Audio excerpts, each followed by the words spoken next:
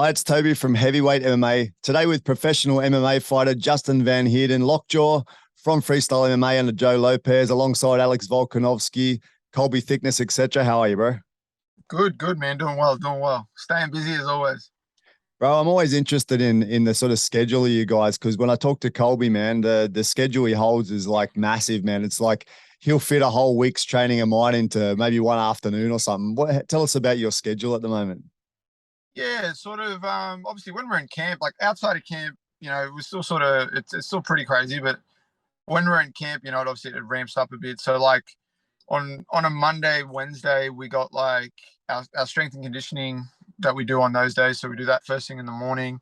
Then obviously we're coming to freestyle. You're doing another session in the morning.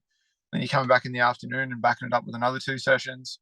But obviously, when we're in camp, certain things fluctuate because obviously on certain days, as the week progresses, like from a Wednesday to a Saturday, the intensity of the sessions that we're doing and I guess the sort of output that we're getting in those sessions is pretty high. So you'd sort of taper back in the afternoon sessions a bit when we're for maybe one of those sessions you'd probably just focus on doing a bit of technique sort of stuff, working on a few bits and pieces, not going too crazy with the output because first thing the next morning you got to do one of your higher intensity sessions like a lactic or a spider or something like that we're doing.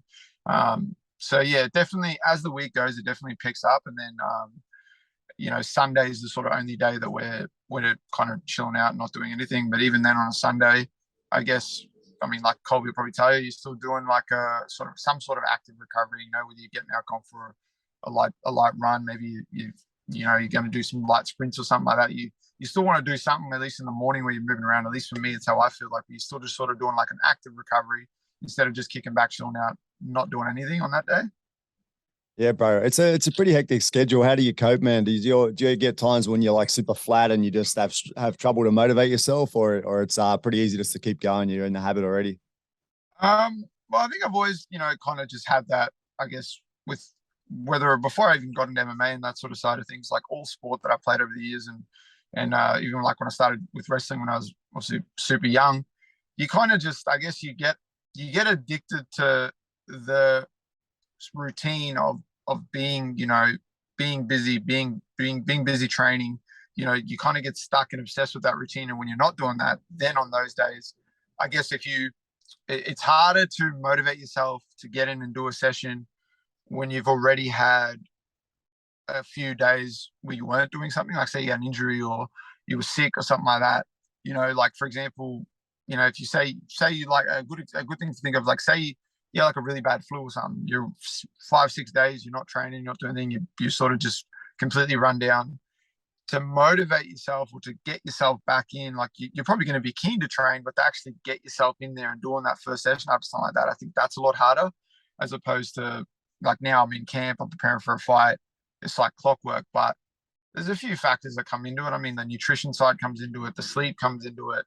A lot of people think like, you just have to do the training and then you get yourself ready and then you go out there and you perform. But I mean, that's obviously a factor, but there's all those other things that coincide with that. You have to be making sure that you're eating well. You have to make sure you're doing your recovery. And when I say recovery, I don't even necessarily mean just like resting your body a little bit, doing ice baths, saunas, whatever, all that sort of stuff. That's obviously important. I mean, like you need that mental recovery too. Like find that thing that you focus on when you're not focusing on your fighting sort of commitments, whatever it is. I mean, I'm sure people are into a bunch of shit where you got to read a book, listen to a podcast, watch a movie, play some video games, go for a walk. I don't know, like find that other avenue to sort of hit that reset so that when you are getting to those sort of later stages of camp and those later stages of the week and it starts getting a bit taxing and you start feeling those sort of fatigue or maybe a little bit of niggles here and there, you can just kind of hit that reset button in whatever small way you can throughout the day or throughout the week. And then I feel like you deal with it better. But the way it's sort of structured for us at Freestyle and the way Joe runs everything and how we do it, like I said, with everything now, it's like clockwork. And he works alongside the guys from Baymed, like Chris Jaff, who runs our conditioning. They work together. They work together with like the boys from the fight dietitian and that. And it all sort of runs smoothly, and you need that. You need that sort of unison sort of feeling where you're not worrying about it. And then, you know, don't get me wrong, I'm not Superman. Everyone has days where they're like, oh man, I don't know, and your body's, maybe your legs are a bit tired, or you mentally you're just a bit like bit foggy, a bit drained. But it's what you do to adjust on that that's going to dictate the success that you're going to have. Yeah, man. It's interesting to hear you guys, the knowledge you have of these extra things that you do to, keep yourself in line. Like being someone that competed in combat sports like 25 years ago, we knew nothing about this. I knew nothing about it anyway, man. As far as rest and diet and all these things, man. How do you find like the diet side? You mentioned the fight dietitian. How do you find the diet? Like how much of a difference does it make to be fueling your body correctly in a day? And what sort of things do you do like through just a general training day just to make sure that you've got adequate energy? I mean, it definitely makes a world of difference. Like if you're someone that's doing it without that, or you're in a position where you're not sort of utilizing that tool that you have available to you, where you can work with a nutritionist or people that know what they're doing, you're kind of doing yourself a bit of a detriment. And like, you know, my nutritionist Jack Doherty, the combat dietitian, like he's just a wizard. Obviously, he's well across what he expects you to sort of put in and follow through. And but he's constantly checking in, breaking things down. If I need to adjust anything, he's going to do it for me like straight away. If I have any questions, whether it's 2 in the morning or 2 in the afternoon, he's going to be there to be able to give me the adjustments to make, or from that nutritional standpoint. But I find as the sessions vary and the intensity of the sessions vary, there's just those little things in between that you got to still do. Like if I'm leaving my strength and conditioning session at like 8 a.m. on a Wednesday, and I know I'm going to go to freestyle, and I'm in camp, and I'm going to freestyle at 9:30, I'm going to do like a higher intensity session, like what we call a meat grinder. I know I just did strength conditioning. Now I'm going to do another high intensity session. I can't be sort of, not set on filling those gaps in between with, having something to eat, making sure I'm hydrated. But, anyone can just like pull up, I could like stop at 7-Eleven, grab a pie on the way between sessions and, eat something, and I'm going to feel full and I'm going to feel like, okay, I just ate something.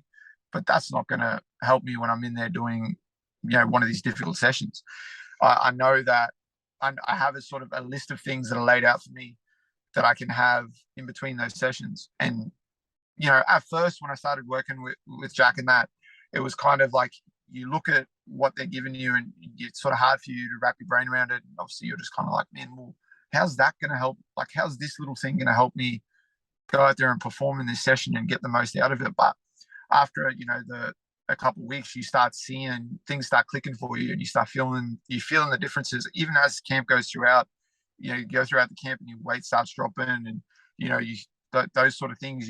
I'm never not in a position where I have no energy or I feel drained or depleted, and I'm maintaining like a good foundation all the way through. So I'm not ever feeling like, oh, I'm not eating enough, or I'm not fueling myself enough for a session. It's an accountability thing. Like, it's not my job to be a nutritionist. I'm sure, as you go throughout the years and obviously working with people, you're going to pick up little things here and there. They're just going to be like clockwork and you're going to know. But you just have to have the accountability to listen to the person who's, an expert in that field. And I learned that fairly quickly with working with Jack. It's just like, if I trust in what he's putting forward to me, I tick those little boxes. I'm doing those little things in between my sessions. I'm eating what I need to eat, and it just runs like clockwork. Like if you were to speak to him, he'd tell you I'm very rarely even bugging him with questions and stuff, really, because he just tells me, here's what we're doing, sends me what I need to be sort of having in between meals, for my meals, for my snacks, all that sort of stuff, and then he just checks in with me here and there. But I just know, I have the trust in him. He knows that I'm doing what he expects of me, and it just runs like clockwork. Yeah, bro. So in between, if you did a session and finished at 8, the strength and condition, then went over to freestyle at 9:30. In between, what sort of thing would you eat, and what would it feel like in the times you haven't done that, like you haven't fueled yourself correctly? What would the difference be in your training? In terms of the output that you're going to have and even how you're going to feel, it's vastly different. So, like, for example, for me, like on those days like that, I make sure I get something like a sugary Gatorade to drink between those sessions.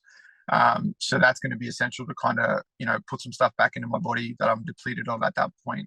But then, eating wise, depending on where I'm at in camp, I'm having something like poached eggs on sourdough toast, like a couple of poached eggs on some sourdough toast.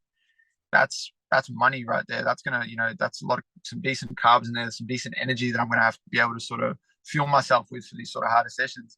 As opposed to when I'm out of camp, I'm out of camp, maybe for the most part, I'm still keeping my diet and my nutrition on point, but there's a bit of leeway there because I'm not in camp. So for example, like on a Thursday morning, we do a lactic session, which is like a very high intensity session. It's a bit of a grind. And, you fuel yourself up properly, you can get, you have the right sort of fuel and stuff in the tank that's going to push you through it. But for example, when I'm out of camp, I've rocked up for that session and had like a bowl of Cocoa Pops or some shit like that. And you feel it, like, even if you just, your portion size isn't good, like up to standard when you're in camp, like you definitely feel the difference, and you got to dig that a little bit deeper because you got to make up for the fact that you lapsed in one area. Now you got to kind of pick up the slack a little bit.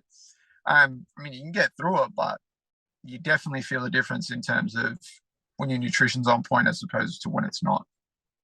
That's it. And when you have the Sunday, which is like a active recovery day, your diet and such continues then, I'd imagine. And then by Monday coming, do you feel like you've pretty much like recovered enough to really kick back into the hard sessions again?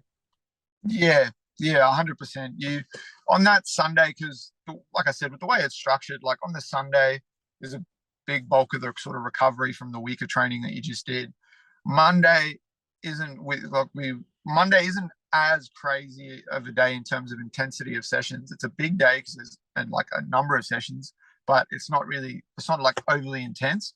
And then even Tuesday in the morning is a lot more, of a specific session where we're breaking things down in detail and we're, working some specific things for the fight that we have ahead of us.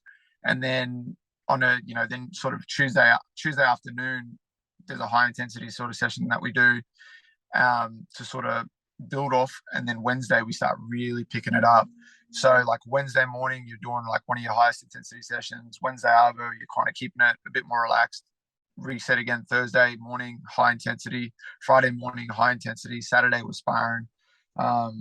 So, you think about it like on the Wednesday, Thursday, Friday, Saturday mornings, all just like the most high intensity things you can do.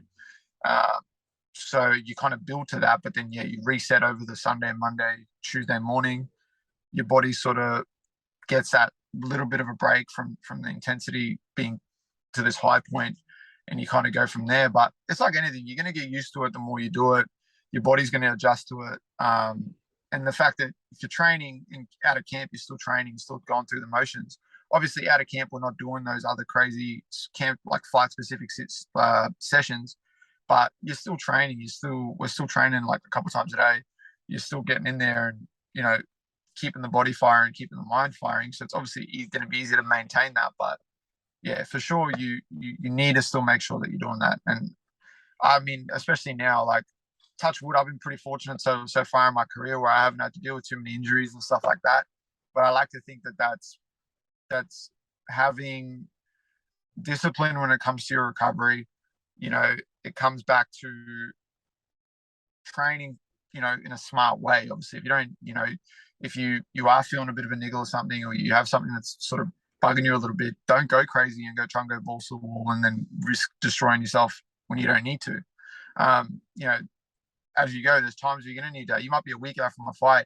You want to still, finish your camp strong, have those last two sessions that you need to smash out, but you might have like something little that's bothering you. Yeah, maybe something like that you can push through, but you don't want to sort of set yourself up for failure by trying to just think that you're in a sport that's considered tough. I just have to be tough. I think people just kind of forget that accountability to kind of go, hey, I need to sort of reel things in a bit. That's part of that evolution I mentioned. Like, it's things have changed so much that you can be aware of that, and it's not just the thing about being tough. Man, listening to you talk about the schedule and everything, it almost makes me tired just thinking about it, man. You guys are pretty much superhuman, and I hope that people kind of recognize that, man. When you watch UFC, you watch the people at the elite level in Australia, to understand the amount of work that everyone puts in, man. Like, you're operating at a very high professional level, and so much output and so much discipline and dedication required, man. It's a very, very tough sport, hey. I mean, you guys all deserve a lot of respect, eh? I mean, I like to think that about, like, whenever I see anyone in any sport, but combat sports is going to have a sort of a place at the top of the list for me. But anyone that's in any sport that's competing at a top level, that is, has that discipline to sort of get through those tough sessions, and they're maintaining themselves and they're ticking all the right boxes. Man, I'm just going to give them all the respect that they need, because it's not easy to do that, man. I don't care if you're playing golf or whatever your sport is, to continuously show up, do what you need to do, and still be disciplined enough to do all the little things that you have to do, not lapsing on anything, not thinking, oh, it's all right, I can get away with it this time, or it just becomes like a second nature type thing. I mean, that's one thing I know for sure. Like, coming from freestyle, you ain't going to see any of us lose a fight on cardio. We're not going to get in there and gas out. I can promise you that. Yeah, man. It's such a fine line. Like you mentioned about niggling injuries, man. As you know, with Colby and yourself, something can happen to you any given day. Like you're walking a knife's edge between being your optimum and having some sort of fight or fight altering injury, right? It's a big gamble, this as a profession, isn't it, bro? Yeah, 100%. I mean, I sort of was talking to something like this about that the other day. Like, any given time I go in there, something can happen. Like, all the positions you end up in, the things that you're doing, man, you're susceptible to sort of getting injured, and not just injured, like potentially like majorly injured, where it's going to affect not just your fight career, but affect things moving forward. Same way that when you go in there to compete, like, in the back of your mind, I think everyone's kind of, that does fight, is you're pretty, I guess, aware of the risk that you're taking by doing what you're doing, but you don't sit there and sort of dwell on it. But for sure, like, there's some risky shit going on here. Like, this isn't a game where you can kind of just we can just go there and play it and have fun and think that nothing's going to sort of ever go wrong and you're not potentially going to get messed up. Like, whether you're fighting or not, like, you just, like you said, there's risks the whole time. Yeah, and that's something that we often forget too, is that you guys are in there training, up to 3-4 sessions a day for maybe, if you're lucky, every 3 months you might get a fight, right? And that fight's going to last a maximum of 25 minutes for like a 5-round fight. So that's 25 minutes. You guys are doing more than that every day. So the chances of getting injured are not really in the fight as much as they are just in general training. Yeah. And it comes back to, like, that's the thing. Like, you're trying so hard in the prep and in the training and that to just get the most out of it that you can, because you know that I only get to fight maybe 3-4 times a year, maybe. Even that's like pretty hectic for some people. Like, some people fight like twice in a year. And you think about that, so sort of that's something that factors in, because you only get those finite opportunities throughout the year. Like, I don't get. It's not like I'm a football player and I get to play every weekend. Like, and you're trying to get yourself as ready as can be and do what you can to get in there so you can perform, because it's going to be a bit before you can fight again, because you might get an injury from the fight. You might, something might happen. You might not get fights. We might have another pandemic happen and we lose 2 years of our fight careers because we're locked in our homes. Like, so I feel like, yeah, you gotta, that can factor in, because that, oh man, this might be the only time I get to fight this year. Who knows what's going to happen? So I've got to just make the most of it. Like, that's why I think for me, especially this year, like I said for myself at the start of the year, I wanted to set the goal. I wanted to have 3 fights, try and get my focus was 3 fights, 3 wins, 3 finishes, and I ticked that off. I wasn't just going to take like any other fight after this. Like, this was the only fight, something like this was the only fight that was going to make sense. A high stakes, high reward, high risk type fight, which is, which is what this is. And that's kind of, I know, and I'm only, not only do I only get to do that a few times in a year, I know I'm only going to get to do that a few times in my sort of fight career. You can't do this. I can't do this for the next 50 years as much as I want to. Yeah, man. So that brings us on to that topic. So September 17th, Eternal 70 on the Gold Coast against Jack Jenkins for the title, the featherweight title, man. How are you feeling in the lead up? We're still a good 6 or so weeks out, right? Yeah, we're still a bit away, but man, just stoked that the fight's come together. Stoked that it's so much, there's so much more on the line now for the fight. And, we're both leaps and bounds better than where we were when we were first scheduled to fight. And that excites me, man. Like I said, me personally, I think this is the biggest fight in Australian MMA history. But based on the build-up that we had, based on how successful Jack's been, based on the year that I've had to even, set myself up for this title fight.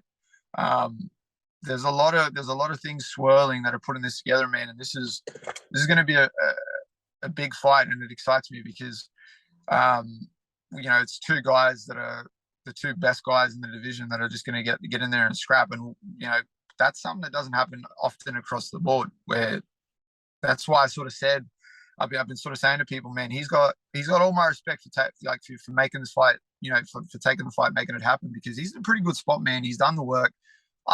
In my opinion, he's warranted like a Contender Series call-up or like a UFC call-up, and that the guy's been doing his job. He looked really good in his fight against Rod. So I wouldn't have knocked the dude if he was like, nah, I'm just going to sit pretty and chill out and see what's coming my way, especially you got that potential February UFC card here in Australia or whatever it is. So for the fact that he's like, nah, fuck it, I'm going to lay it on the line. I'm going to go fight this dude, the other sort of dominant guy in the division, he's got all my respect for that. That's, I'm not going to knock the dude for doing that, but, September 17th, that's where the two best guys are going to walk in there, two competitors are going to walk in there, and only one of us is walking out of there with that belt. And I do not see this fight going the distance. I think he's got a lot of ways that he can, capitalize on those little things that can happen in a fight, those little, sort of moments that pop up. And I think I've shown this year, like, I'm pretty dangerous everywhere, whether I'm on top of you, whether I'm on my back, whether it's on the feet, like, so this is one of those rare fights where it's the two best guys fighting each other, two dangerous guys, two athletic guys. And we're both competitors who are going to dig deep and get in there and do what we need to do and try and walk out there with a win, especially because it is such a high stakes fight. Yeah, bro. I agree with what you said about him taking the fight. He's sitting on the doorstep to Contender and these things, but he's still willing to step up. It shows a mark of a champion and an actual fighter, man, not just waiting. This one, man, I know I heard in one of your fights they were saying you didn't like being compared, that fight being called like a striker versus grappler. In this one, people are going to bring that word up again, right? Striker, grappler. You are a mixed martial artist. Your stand-up is moving in a positive direction. You can see it fight to fight. Do you consider that it is kind of a striker versus grappler affair, or you think it's more of just an overall mixed martial arts fight? Yeah, I mean, obviously you're going to draw those. I like to think that, we're both pretty well-rounded sort of mixed martial arts. I'm not sitting there looking at Jack going, oh, well, he can't grapple, he can't wrestle, and, I don't need to worry about these things. That would be very silly of me to do that. On paper, yeah, I guess that's how we're going to build it.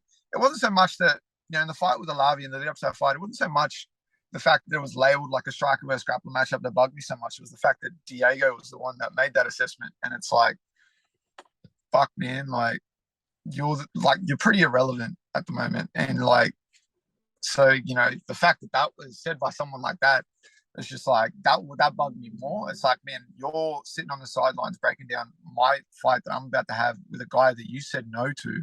And you're not even giving me the full respect in what I've already shown so far this year. So I was kind of like, that rubbed me the wrong way. But obviously, when I look at this fight realistically and objectively on paper, like, yeah, that's how you probably bill it. It's a guy who's shown that he's very dangerous he's shown he's dangerous everywhere, but he's very, very dangerous on the feet. He prefers to get his work done there. He said that himself, after his fights and some of the lead up to some of his other fights, he's shown that, like in the Rod fight. He's put on a clinic. So, and it's no secret, like, I'm always going to have the wrestling and the grappling is always going to be a thing that I'm going to love to do. That's not going to change. But does that mean I'm not going to engage in every facet of the fight with Jack when I'm in there? No, I've got to be ready for everything. Like I said, I'm not taking him as just a striker. I'm going to be ready and expect a competitive showing and dangers no matter where the fight is. And like I said after my last fight, if you sort of don't give me that same respect, if you think that you're just going to get in there and be in there with me and it's just going to be all you have to worry about is my wrestling and my grappling or this one sort of avenue that you have to focus on, you're going to do yourself a detriment, because then I'm going to put you away. So, like, yeah, I can see why it would be sort of built that way. But, on September 17th, I'm going to be more than ready to show that I'm prepared for it to sort of take place wherever it needs to. And I'm going to do what I can in there with the tools that I have and the improvements I've made and the improvements I'm making again to look to go in there and get a finish. That's what I expect. That's what I want for myself. The belt, all that bullshit aside, like at the end of the day, I just want to go get in there, do what I know I can do, find that finish, and I don't want anything less than that. That's my expectation for myself. Yeah, man. When I look at Jack, he's done a great job in his last few fights. Would you say that one of your strengths coming into it would be that you're more of a relentless sort of fighter, more aggressive than some of those guys? Because when I watch his fights, people seem to stand off a little bit, which can be also attributed to his striking.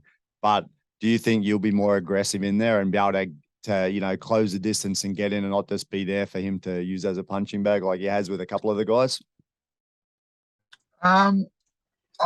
For sure, I'm not just going to stand there and be a punching bag. That's not happening. That's not going to be a thing. But that's something too that ties into what he does well. Some things that he does well, where he kind of had a couple of guys frozen, and they're just they were puzzled by what he was presenting, and then they kind of turned into that. I think stylistically, the fight with Rod matched up real well with sort of Jack's style as well, and obviously how Rod fights. It was that was a factor, but then obviously what Jack was doing in there and the success he was having, that built on top of that and continued to throw Rod off. And even with the same fight with Jesse, and then even early on when he fought Diego, I was in the corner for that fight with Diego when we were training together, and I could see, as the fight carried on, you could see that it became more of a puzzle to solve, and kind of you kind of see people get frozen by it. So I can definitely attribute to his ability and the success he's able to have and the tools he's able to use and the traps he's able to set. But I'm not just going to be there standing in front of you, just willingly letting you, punch me, kick me, do whatever you need to do. Like, that's not the route to victory here. And you look at my last fight, like outside of him landing that knee in the first clinch exchange, like he didn't touch me. And if I can keep it like that, power to me. Is it going to be like a walk in the park for me to be able to do that? No, that's not realistic. Like you're going to get hit, you're going to get into these exchanges. But if I can mitigate the risk in which I'm doing that and the times in which I'm doing that, that's the goal here, right? I want to be able to do what I have envisioned for myself in this fight to Jack without him being able to do what he wants to do to me. So yeah, for sure, I reckon it's going to be, a completely different sort of approach and fight for him. I'm not going to just be there for him to sort of try and tee off on and do his thing. Like, he's going to have to work for it, and I'm going to have to do the same. But I'm dangerous from that first minute to that 25th minute. It doesn't matter. Like, I can finish the fight at any time. I just need that one moment, that one lapse, that one mistake. That's it. It's a wrap. Whether I'm catching you with like a shot, whether I'm taking you down, whether I snatch the neck, like one mistake, it's a wrap. That's it, man. And what's also exciting about both you guys, but particularly you in your last couple of fights, is that you're obviously on upward trajectory, man. It's fight by fight, you're showing, improvements, which is you said also it can be seen in other guys from your gym. Obviously, Volk has done the same, fight by fight, he's showing his improvements, man. And what would you say would be your key sort of improvements over those last few fights? Well, I think, like I've had 15 pro fights now, and I've had a few amateur fights as well, but I've always competed in sport in like a reasonably high level. But I feel like even these, since moving to freestyle, I'm just more comfortable through it all, and I feel like that ties into how I'm preparing and training here and the sessions that we're doing. Like, man, I don't get nervous when I have to fight. I don't get any of that sort of stuff. And I didn't really ever, outside of my first ever amateur fight, I've never really, other than that, it's kind of just went away. But I feel even more comfortable now since coming to freestyle, because the work that I'm doing here, the sessions that we're doing, like, this shit's grueling, man. Like, I get more nervous for my sessions here that I have to do than, well, I don't even think about it. Like, when I show up to fight, it's just like, it's like I'm going to Saturday sparring.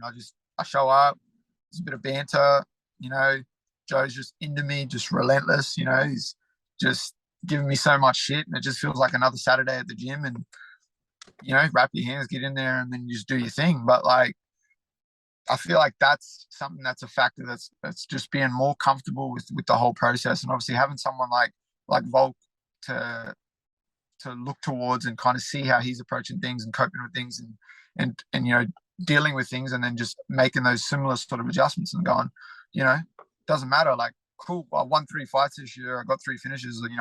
Like you said, I'm progressing in the right direction, but that's cool and all. But I got to get back in the gym and keep doing that. I got to keep working. Like, I can't just think, okay, cool, I've had this success to this point now this year. I'm gonna have that same success September 17th. I got to work for that. I want to keep improving, and I want to obsess over that. So, that's why you're going to see the improvements across the board. Like, you're going to see the improvements in my stand-up. You're going to see the improvements in my wrestling. You're going to see improvements in my grappling. Like I said, after my fight with Muhammad, I think it's obviously people are going to pick out things that they're going to see as improvements based on, like you said, how I'm built on paper or how they sort of have seen my fights up until that point. But it's going to be hard for them to even appreciate the improvements I've made in those areas that I'm known for. And if you look at the finish against Muhammad, that's something that I like, when I'm actually finishing that choke, like, that's all calculated and based on the improvements that I've made in my training camps, throughout the year, and even helping Bulk get ready for someone like Ortega. These are all things that are factored in. Like, all from fight to fight, I'm adding things to my arsenal, making improvements, and then the potential for that to happen and for me to capitalize on it in my fights moving forward, that's just going to keep getting higher and higher because I'm just continuing to work, keeping the same work ethic, looking to improve and looking to adjust. Like, my finish against Alan Philpott, that's a direct result of the work that I did being in the camp with Volk for Ortega, preparing, helping him prepare for that fight. That's something that I just went over and over and over and over. So that when I got in that position, when I was in the fight, it was like clockwork. It just my body was like, all right, we know what to do here. The finish with the Alavi, same thing. I all through camp, I was actually working, putting the hand on top of the head to bait people to pull it down. Because if you're in there, someone's going to choke on you, they pull the hand down. There's that momentary sort of relaxation. You're like, I'm good. I peeled the hand, because that's what everyone taught jiu-jitsu, peel the top hand. And then you feel people go, yep, sweet, I'm good. And he did that. He peeled the hand. I felt him let out that little breath of calmness. And I'm like, okay, I'm good. I peeled the hand, switched my grip, and the choke was even deeper. And that's all she wrote. So, like, I'm not just improving in that one area. Like, I'm improving across the board, and that's just going to keep happening. That's good, man. Yeah, in the jiu-jitsu game, it's inches and small corrections that can make a big difference, right? Especially at that sort of level. Yeah. You there, bro? Yeah. Sorry, I just froze for a second. Yeah, man. So talking about, you mentioned about the gym and about the banter quickly. Obviously, it's such a serious thing. You're working so hard in that. It must be a good sort of balance to go to the gym and, give each other a bit of shit between the lads and with Joe there as well. Can you talk about that at all? Actually, on that, what do you say? Colby said, I asked him a question for you, and he goes, ask him how he likes eating elbows for breakfast. So that's kind of an example of the banter that he reckons he's been landing a few of those spinning elbows on you. Man, he's been fucking throwing elbows from everywhere. I feel like I could have I have him controlled on the ground completely, something of his arm pinned, and this dude's hitting me with elbows from everywhere. So that's something that he's playing with lately. That's just been, an annoyance to deal with. But, he might not have just filled you in on the little black eye that he's got at the moment. But I saw it, man. I saw it. Yeah, we won't throw him under the bus too much. But yeah, the banter's obviously a thing, man. And you have Joe getting into you all the time. Like, the amount of shit I cop from Joe, ain't no one getting inside my head with nothing. Like, if Joe's India and he doesn't pull his punches, and the shit that he comes up with, man, like, there's nothing that anyone can say to me that's going to get to me, because Joe's probably said it to me a million times worse. Then we're going back and forth like all the time. And like, Colby too, he's a little smart ass as well. So you just go back with Colby the whole time. And then Volk's India too. He's got the banter going, and we're just going back and forth. So yeah, I feel like that all factors in, and that helps you kind of, I don't know, deal with things as you go through, move forward. Like, but I've always kind of, when it comes to trash talk and stuff like that, like, if someone engages in that, like, I'll willingly engage in that with them, like, and I'll just match their energy. If they want to do that, they can do that. If they want to keep it respectful, we keep it respectful. But, there's times to do it and there's times not to do it. And then if someone crosses a line, then obviously, it's gonna the shit's gonna play out how it plays out. Like Michael Barber's a good example of that. You know, he was trying so relentlessly to get into my head, and it didn't work. That he took it a step further, and he like started messaging my partner at the time. He was talking about my kid, like, you know. So that fight, like, I could have finished him in that fight multiple times. I chose to beat the shit out of that dude 15 minutes because I wanted to let him know you made a mistake by doing what you did. So, you know, it's going to take a lot to try and get inside my head. And if people realize they can't do it, because that's just because of the daily sparring session mentally I'm having with the boys and with Joe, and I'm all about that anyway. But yeah. And then if you decide to try and like switch it up and take that one step further, you're going to do yourself a detriment. That's it, man. Hey, you mentioned Volk before as someone you look up to. Do you have any other fighters that you kind of look up to? In my first thinking, I see that you're wrestling and gymnastics as a kid, wrestling heavy. I kind of see GSP kind of popping up. Do you look up to him at all? Yeah, 100%. He's on the list for sure. Man, that dude, obviously, when I started getting into MMA more heavily and actually like getting really stuck into the sport, he's someone that was, you know, still competing and at the top of his game. And I was like, man, this dude's a freak. Like, you're seeing videos of this guy, you know, wrestling like with guys from the Canadian Olympic team and just ragged on him. And he's Well, like he's not even a sparring. wrestler. That's the weird thing, right? He Yeah. didn't come from that base, but he just took it up so naturally.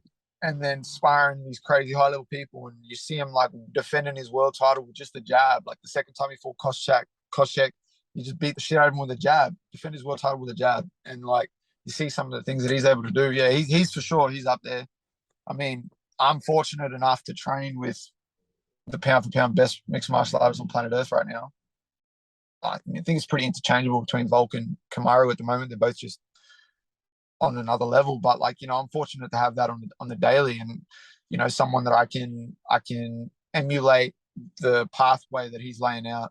But yeah, people like Volk, GSP, man, Khabib, Khabib's another one. You know, he's a base like similar sort of like stylistically someone that's very similar to myself, with that sort of side of things, you know, wanting to take people down and smash them and look to make them wilt enough to break down and then, you know, give you that out where they want to give up a submission or something like that. That's something that's obviously going to always be a sweet spot for me, or something that I like to do. But probably in terms of my biggest, I guess, inspiration, even though I'm a fighter and this is the, you know, what I'm doing, this is my passion and what I'm pursuing. Probably the biggest inspirational figure for me sports wise is going to be, you know, Michael Jordan. Like, if I can approach my sport and my goals and the things that I have to do with the same energy that he had as a basketball player, and just be relentless and expect nothing less than perfection, even though you know you're never gonna achieve that, but you're gonna just pursue it. Like, I just like to think I'm chasing the Justin that's here now would smoke the Justin that showed up to freestyle a year ago in under a minute, wouldn't even be close. I'm chasing the Justin, you know, 2 years away, 3 years away, 4 years away. Like, what type of fighter am I going to be when I'm 32, 33? Like, what's my level going to be at? What am I going to be capable of? What am I going to be doing in there? And that excites me. And I know to get there, I have to just keep working. And that's what I have to keep chasing. But yeah, I think that's the combination. You've got to draw on these people that have laid the pathway for you, and then still identify the things that you want to get to. That's good, man. And in 10 years, we might be buying a pair of Van Heerdens instead of a pair of Jordans, bro. Might get a Man, shoe. we can only hope. I'm for sure going to branch out. Don't get me wrong. I got some things in the pipeline. Yeah, that's cool. Bro, I've kept you for a long time. I just have a 10 quick questions. Don't need to give me real long answers, just kind of short ideas on these questions. First, is the life of a prize fighter difficult? Very, very difficult. There's a lot of sacrifices that have to be made. There's a lot of sacrifices that people make. Like, man, I've lost friendships. I've lost connections with family members. Obviously, like my partner and I, the pressure of the fight career, like the fighting, the commitments and sacrifices that she had to make, like shit like that all factors in, man. I've lost like relationships over that time that I've been fighting. You're sacrificing a lot. People that trying to invest into you and trying to support you in this journey, they're sacrificing a lot, man. It's not easy, but eventually it'll pay. Yeah, that's it. What emotions do you feel on fight day? Man, I'm pretty chill. Like, just like I said, it just feels like the whole day is just pretty cruisy. I move around in the morning. I eat some good food in the morning. Have a decent breakfast. Go have like a little shakeout. I try and eat like again in the afternoon, but nothing too crazy. And I'm just kicking it back with the people that are there, hanging out with the team, hanging out with with friends and that, just kicking back. And then we go to the arena, and I get there pretty much. I like to get there even if I'm now main event. Like I don't need to get there until later on, but I still like to get there a bit early, whether I have teammates fighting or not. Just kick back, watch some fights, just hang out, soak it all up, and then when it's time to get ready, and I just get ready, get my hands wrapped, get my gloves on, have a little light move around, and then get in there and fight. But man, I'm chill. I'm calm. I'm enjoying myself the whole time. I'm hearing everything that's happening around me. I'm absorbing everything that's happening around me. And then it's just like, yeah, like I said, it just feels like I'm at the gym having like a Saturday sparring session. Cool. What's the optimum healthy diet for you? Optimum healthy diet. See, that's a trick question because I'd say it's KFC once a day, every day. Yeah. But I guess probably when I'm in camp and I'm following my sort of nutritional plan that the boys have laid out for me, I feel like that's as good as it gets. I'm eating like 5 times a day, 4 or 5 times a day, having snacks. I'm even in fight week, like I'm eating like 4 or 5 times a day fight week. And that just blows my mind. Like you think, how am I eating all this food, but I'm still gonna like drop my weight? Like even that sort of stuff, sometimes it just still blows my brain out. But I feel like, yeah, a good nutritional diet that's been, calculated for you by a professional based on the sort of information they have been provided to them by yourself and with what you're doing, that's optimal right there. Cool. What's your favorite positive mantra? Like some statement you kind of repeat to yourself in a way to, be who you are. I don't really want to harp on, I guess, Max Holloway's thing a little bit, but kind of that same approach of just like fuck it, like it is what it is what it is, but almost just like, yeah, like, and that's just across the board, like not getting too crazy emotional about things or blowing up about things too much. I mean, I got a 2-year-old daughter, man, like, so I try and approach like that, man. Stuff's gonna happen, and you just, whether it's crazy big, crazy small, whatever it is, you just kind of deal with it. And you're just like, man, at the end of the day, that's it. Like it's happened, it's cool, it's done. Whether you have success, whether you don't, we have a good night, a bad night, doesn't matter. Cool. Advice for anyone that wants to be a prize fighter? Tick the boxes, set yourself up the best way, get yourself to a good gym, get yourself under some good people. Don't surround yourself with yes men. If you as you pursue it and as you keep going, keep ticking those boxes. Like, get the right nutritional people around you, get the right people around you that are investing into you with the right intentions and that aren't just blowing you up and bullshitting you and all that sort of stuff. That's probably that's my probably best thing, is like, don't surround yourself with yes men. Like, get people that are going to be straightforward with you, tell you what you need to hear, whether it's in relation to fighting or not, and then it'll just run like clockwork. Cool. What's the worst injury you've received? So when I made my pro debut a week before the fight, I threw up a kick in sparring. I feel just over a week before the fight, I kicked an elbow. I broke a bunch of bones in the top of my foot. Had to get a cast on and everything like that. They wanted me to put a cast on and everything, but it was like a week before the fight, and I was like, oh nah. So I fought with a broken foot. Fought a guy named Aaron Fisher, subbed him in the first round. The next day, they contacted my coach and was like, oh, do you want a quick turnaround in 3 weeks? We've had someone's opponent pull out. Scheduled to fight Diego. Same thing, just over a week before the fight. Same kick, same thing, hit an elbow, same spot, broke more bones in my foot. I had a cast on, didn't do much training wise for that last sort of week, just kind of moved around a little bit as best I could with a cast and boot on my foot. Got to the airport. The person they sent to pick us at the airport was driving us straight from the airport, because we flew in on the weigh-in day, was driving us straight to the weigh-ins, and I had my foot up on the dash and I was cutting the cast off of my foot on the way to the weigh-ins. So yeah, probably just a broken foot. So it's been like the rough one, because I think it was a good 12 weeks that I was, dealing with that before it was sorted after the fact. It's pretty hectic. What's the most wacky martial art you've tried? Probably Krav Maga. Yeah. I briefly did some Krav Maga stuff with just when it wasn't even really like, it was probably when I was maybe 4 fights into my amateur career. I was just there was like a gym nearby where I was going to anyway to do some conditioning and stuff like that.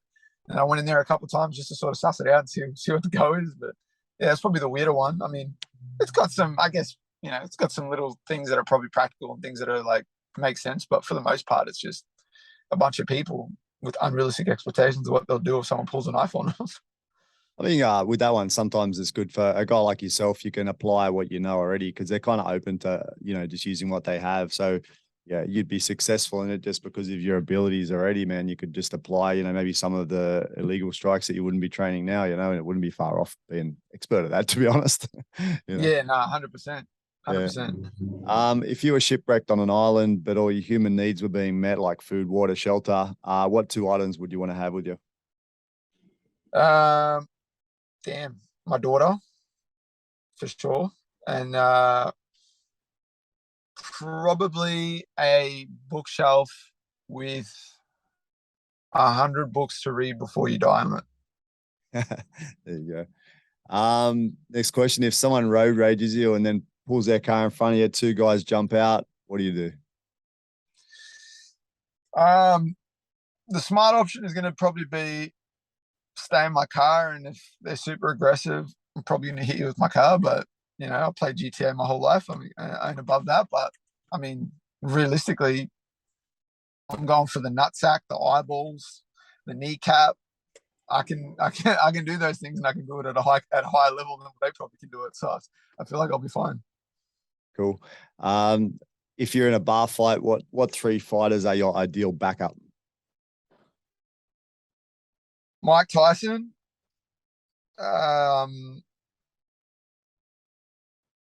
Mark Hunt, and David Tua. There you go. The big hitters, bro. Jesus. That's good. I feel like we're going to be fine. We're going to be good. Probably the bodies will be hitting the floor. Hey, man. So that wraps it up. I just wanted to do a quick chat about what your plans are for 2022 in the future. I know in the future you mentioned you've always had your eyes on a world title. You look to the big organizations, UFC as the number one, but of course there are a lot of other good organizations around, ONE FC, etc. Can you talk about your immediate plans and future plans quickly? Yeah, well, my immediate plan obviously is to go out there in September and go and take this belt, and cement myself as the number 1 featherweight in the region. That's the forefront of my sort of focus right now. Beyond that, yeah, I mean, it's going to be cool to sort of win the Eternal belt. It's the biggest promotion in the country. It carries a lot of weight, but I already got an Australian title. The focus is a world title, so I guess that's the way I see it is September 17th. I go out there and compete, perform, do what I need to do, win. It sets me up very nicely. It gets me right to where I need to be to get myself into one of these top organizations. And then, that's the focus, start working towards a world title. Like, I want nothing short of that. Cool. All right, bro. Thanks so much for your time. I know it's a big ask, man. An hour of your time's pretty precious with your training and everything, bro. So thanks so much. And good luck for your fight. I'll be watching you guys. I hope the best man wins, and obviously be paying attention to this and to your future, bro. No, much appreciated, man. I always enjoy having a chat. I love talking fighting, anything fighting. And yep, September 17th, two guys are going to get in there, and one's going to leave with a belt, and I'm going to plan to be me. Awesome, bro. Looking forward to it. All right, bro. Thanks.